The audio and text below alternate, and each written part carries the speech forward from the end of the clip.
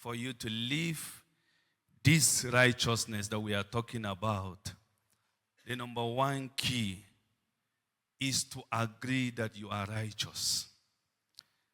The number one key is to believe that you are righteous. Because that's what a lot of people are dealing with. Not even talking about the right, living the right. If you cannot believe that you are righteous, you cannot even live that righteous life. So the number one key is to believe that you are righteous. That Christ have made you righteous. That he said, whenever we come before the communion table, he said, you do declare my death. So we are declaring that exchange. That he took our sin so that we can receive his own righteousness. So there have been that exchange on our behalf. And that is why we can stand and say we are righteous.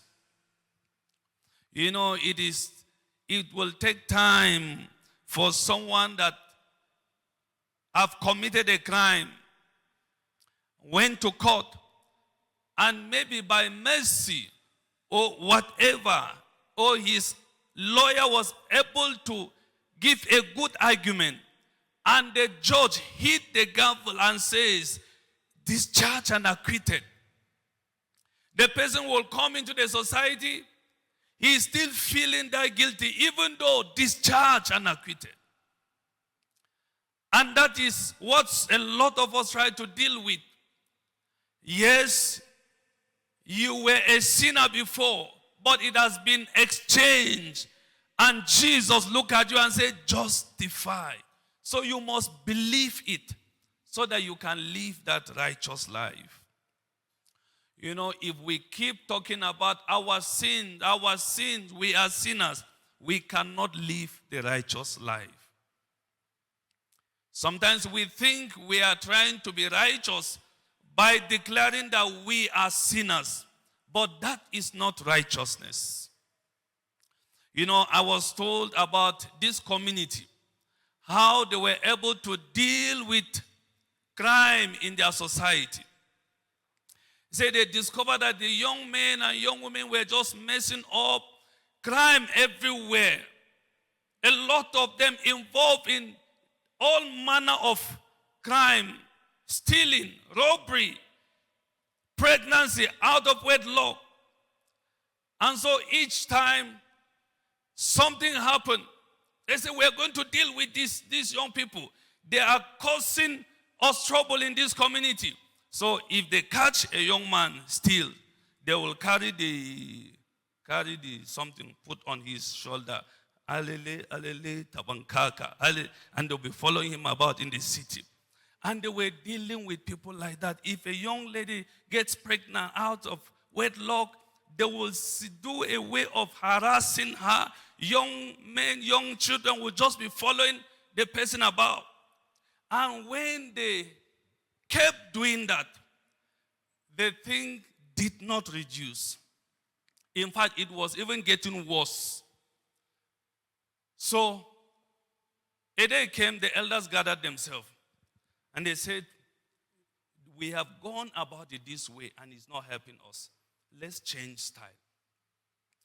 So, if they catch any young man or any young woman that have done something evil in that community, they will bring the person. Sometimes the elderly people will send for her to their home or for him to their home. They said, this is not you. And they will just make sure they find something good about the person. Now, an elderly woman will remember some days back. And she will say, no, it's not you. He said, you that when I was coming back from the bush with my firewood, you were the one that collected it for me. You were the one that helped me. If it were not for you, I wouldn't have survived that day. Each person will try to look for something good and talk to the person about it and say, no, it cannot be you. You getting pregnant, no, it's not you. I remember how you were growing up. I remember what you used to say. They kept talking about positive things about the people. If they catch any young man that still, they say, no, it's not you. I know you. I know how you were growing up. I know this and this and this that you used to do. And according to the testimony, when they started to, even though it did not change immediately, but when they started doing that, the whole community changed. The young people now change, turn a new leaf. You cannot live a righteous life by pointing at your sinful life. You cannot live a righteous life by keep talking about how sinful you are, how unqualified you are. No. You must talk about the righteousness that Christ has given you. You are righteous. And that is why you will keep hearing the pastors, they will keep talking to you about being conscious of your righteousness. Being conscious that you are a child of God.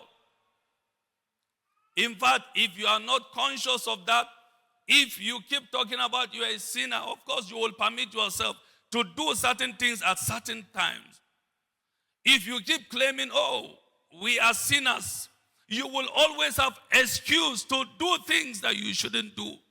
But when it sinks into you that you are a righteous person, that will even help you to live that righteous life.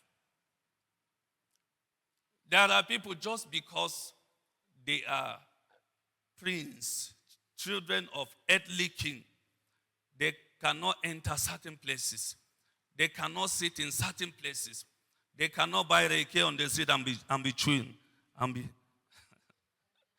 Just because this is his earthly position. So if you are conscious that you are a child of God, that you are a righteous person, there are things that you will not even do. But if you keep saying, after all, we are sinners. After all, we are sinners. Then you will always permit yourself to do certain things.